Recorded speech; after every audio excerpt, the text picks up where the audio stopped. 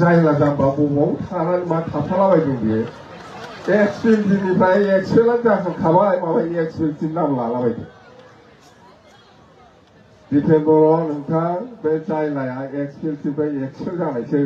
reject मारसै बियो इउपिपिएलआव हाबनानै थाहैखाबाय बे एक्सपेलसिम चेयारमेन नङा माखौ साइडआव सायाव लाफालायनाय खोथा बुंलाबायदों बेफोरखौ दा लाखाथार बे गाज्रि जिनिसखौ दा लाफा एकदमबारे नस्थ' जागोन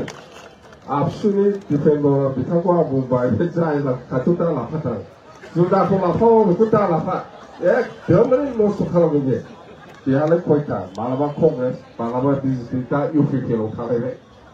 दा बे मानसिया बोरै एक्सपेलसिम चेयारमेन जाबाय मालाखौनो एक्सपेक्ट खालामखांखाबाय आं बेखौलाय माबा एक्सपेलसिम चेयारमेन होननानै नाम लानानै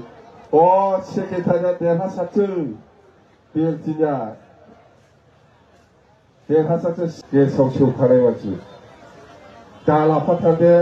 दिपेन बर' नोंथां एकदम बेखौ दा लाफाथार आं नमस्कार खालामो बे मानसिया मोजां नङा बे खुनु गेरेन्टि गैया बेजों दसेनो बाहाय दं दसेनो बैयाव दं आरो बियो इउपिपिएलआव हाबनाय थाखानायसो बेखौ नोंसोरो बियो पार्टिनि मानसि जिहेतु दा एक्सपेलसियावबो गैया आरो चेयारमेनबो नङा बेखौ लाफानानै खोथा दाबुं नोंसोर गोजा बुं सेक्रेटारि दं प्रेसिडेन्ट नोंस्रा